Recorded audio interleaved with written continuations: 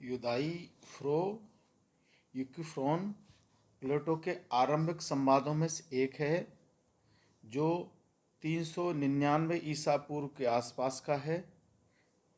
इसमें सुकरात है और यूदाइफ्रो नाम का एक व्यक्ति है जिसे धर्मशास्त्र का विशेषज्ञ माना जाता था।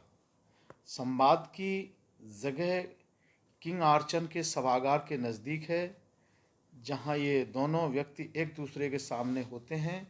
वे दोनों वहाँ संभावित विचारण से पहले आरंभिक सुनवाई के लिए आए हुए हैं।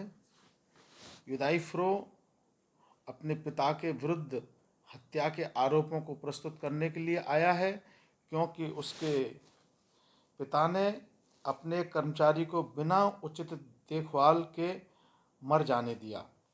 कर्मचारी ने नाक्लोस द्वीप समूह पर पारिवारिक जायदाद के एक दास की हत्या कर दी थी और यूदाइफ्रो के पिता ने हालांकि संबंधित प्राधिकारियों से यह जानने की कोशिश की कि इस संबंध में उसे क्या करना चाहिए। वह कर्मचारी एक गड्ढे में बंधा पड़ा रहा और मर गया। उसका मुंह भी बांध दिया गया था ताकि बोल न सके। सुकरात इस व्यक्ति के आत्मविश्वास पर आश्चर्य व्यक्त करता है जो अपने ही पिता को इतने गंभीर आरोपों के साथ न्यायालय में पेश करना चाहता है। व्यंग्यात्मक कही जा सकने वाली शैली में सुकरात कहता है कि यूदाइफ्रो को सच में स्पष्ट समझ है कि पवित्र और अपवित्र किसे कहते हैं, क्योंकि सुकरात स्वयं उन देवताओं को पूजकर अनास्था के आरोपों में घिरा हुआ है जिन्हें पूजने की अनुमति शासन की ओर से नहीं है और वह स्पष्ट नहीं जानता कि पवित्रता का क्या अर्थ है। वह यूदाइफ्रो से सीखने समझने की आशा करता है। सुकरात यूदाइफ्रो को पवित्रता की परिभाषाएं प्रस्तुत करने का निमंत्रण देता है ताकि वे दोनों उन व्याख्याओं पर चर्चा एवं विचार विमर्श कर सकें। यूदाइफ्रो अभी जो कर रहा है उससे वह अपनी ओर से सचरित्रता की पहली परिभाषा बताता है, अर्थात वह अपने पिता पर मानव हत्या का मुकदमा चला रहा है। सुकरात उसे अस्वीकार कर देता है क्योंकि यह कोई व्याख्या नहीं है, यह सचरित्रता का एक उदाहरण या दृष्टांत मात्र है। इस व्याख्या से यह प्रकट नहीं होता है कि वह कौन से आधारभूत विशेषता है जो पवित्र चीज़ों को पवित्र बनाती है। यूदाइफ्रो फिर एक दूसरी परिभाषा देता है, सचरित्रता वह है जिसे देव उचित समझते हैं। सुकरात इस परिभाषा की प्रशंसा करता है क्योंकि उसे साधारण शब्दों में व्यक्त किया गया है, लेकिन वह इस आधार पर इसकी आलोचना करता है कि देवों के बीच इस बारे में असहमति है कि उनका समर्थन किसके पक्ष में है। इसका अर्थ यह होगा कि कोई कार्य विशेष जिस पर देवताओं का आपसी विवाद हो एक ही समय में पवित्र और अपवित्र दोनों हो सकता है। तार्किक दृष्टि से यह स्थिति संभव नहीं है। यूदाइफ्रो सुकरात की आलोचना के विरुद्ध तर्क देने की कोशिश करता है, यह कहते हुए कि इस विषय पर तो देवों के बीच भी असहमति नहीं होगी कि जो कोई किसी औचित्य के बिना किसी की जान लेता है उसे दंड दिया जाना चाहिए। लेकिन सुकरात का तर्क है कि विवाद फिर भी उत्पन्न होंगे इस बात को लेकर कि औचित्य था तो वास्तव में कितना था, और इसलिए वही कार्य अभी भी पवित्र एवं अपवित्र दोनों तरह का हो सकता है। क्या पवित्र को देव इसलिए पसंद करते हैं क्योंकि वह पवित्र है, या वह पवित्र इसलिए है क्योंकि देवों को वह पसंद है। यूदाइफ्रो अपनी दूसरी व्याख्या में अल्प मात्र संशोधन करके सुकरात की आपत्ति को पार कर जाता है। तीसरी परिभाषा इस प्रकार है, सभी देव जिसे उचित समझते हैं वह पवित्र है और जिसे वे सब उचित नहीं मानते वह अपवित्र है। इस बिंदु पर सुकरात एक कठिन एवं निर्णायक प्रश्न पूछकर यूदाइफ्रो को दुविधा प्रस्तुत करता है। क्या पवित्र को देव इसलिए पसंद करते हैं क्योंकि वह पवित्र है, या वह पवित्र इसलिए है क्योंकि देवों को वह पसंद है। वह अपने प्रश्नों को अधिक स्पष्ट करने के लिए एक ठेठ सुकराती तकनीक, अनुरूपता या तुलना का उपयोग करता है और इदाइफ्रो को यह मानने पर विवश कर देता है कि हम किसी दृष्टि वस्तु को विशिष्ट सिर्फ इसलिए कहते हैं क्योंकि वह विशिष्ट होती है, इसलिए नहीं कि उसमें कोई ऐसी अंतर्निहित विशेषता होती है या गुण होता है जिसे हम विशिष्ट कहते हैं। वह इदाइफ्रो को यह समझाने का प्रयास कर रहा है कि हम वही आगे ले जाते हैं जो पहले से मौजूद होता है।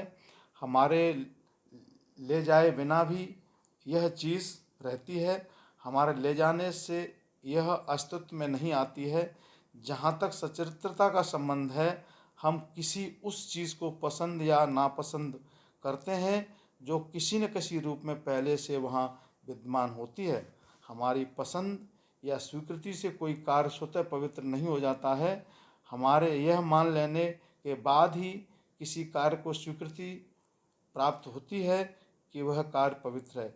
इसका उल्टा नहीं होता है, या और सरल शब्दों में कहा जाए तो पवित्रता या उपयुक्तता पहले आती है और स्वीकृति बाद में। फिर भी विदाइफ्रो की परिभाषा में यह स्वीकृति के बाद आती है और उसे स्वीकृति का परिणाम माना जाता है। अतः विदाइफ्रो की परिभाषा त्रुटिपूर्ण है। यह समझे बिना कि इससे उसकी तीसरी परिभाषा का खंडन होता है। विदाइफ्रो इस बिंदु पर स्वीकार करता है कि देवों को कोई कार्य इसलिए उचित लगता है क्योंकि वह पवित्र होता है। सुकरात तर्क करता है कि देवों का सर्वसम्मत समर्थन पवित्रता का मात्र एक गुण है, वह इसके स्वरूप का वर्णन करने वाली विशेषताओं का हिस्सा नहीं है। यह पवित्रता वास्तव में है क्या, अतः इससे पवित्रता की धारणा प्रकट नहीं होती है। विचार विमर्श के उत्तरार्ध में सुकरात स्वयं पवित्रता की एक परिभाषा प्रस्तुत करता है, अर्थात यह कि पवित्रता न्याय का एक अंश है।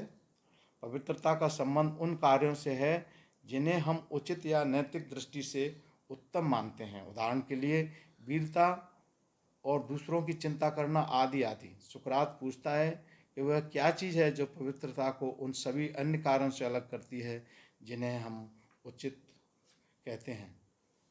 इदाइफ्रो तब सुझाव देता है कि पवित्रता का संबंध देवताओं की देखभाल करने से है, लेकिन सुकरात तत्काल आपत्ति उठाता है कि देखभाल की को यदि साधारण अर्थ में लिया जाए, इदाइफ्रो ऐसा ही मानता है, तो उसका मतलब यह होगा कि जब आप पवित्रता का कोई कार्य करते हैं तो आप किसी देवता को बेहतर मानते हैं। घमंड का एक और उदाहरण देवगण जिस पर अप्रसन्नता व्यक्त करते हैं। इदाइफ्रो दावा करते हैं कि देखभाल में ऐसा करना भी शामिल है।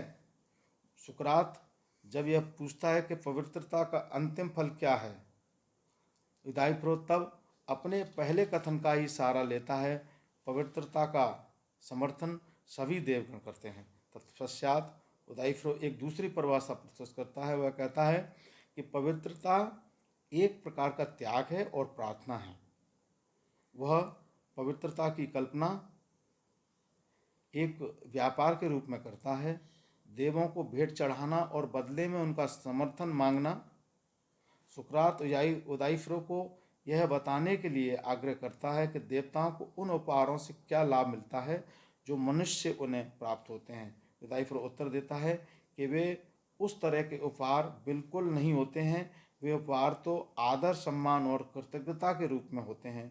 दूसरे शब्दों में, जैसा कि वह स्वीकार करता है, पवित्रता अंतरंग रूप से उस चीज़ से संबद्ध है देवगण जिसे पसंद करते हैं। विचार विमर्श का चक्र पूरा हो चुका है। इदाइफ्रो किसी अन्य कार्य के लिए दौड़ जाता है और सुकरात अपवित्रता के आरोप का सामना करता है। इदाइफ्रो को एक दार्शनिक रचना क्यों माना जाता है, उसका सुस्पष्ट कारण यह है कि उसमें ऐसा कुछ नहीं है जिसकी अपेक्षा एक दार्शनिक कृति से की जाती है। यह कोई शोध प्रबंध नहीं है, यह रचना किसी प्रस्ताव या अनेक प्रस्तावों, विचारार्थों, विषयों से निष्कर्ष नहीं निकालती है। यह कोई सिद्धांत स्थापित नहीं करती या किसी परिकल्पना के समर्थन में तर्क प्रस्तुत नहीं करती है। शेष भाग 2 में।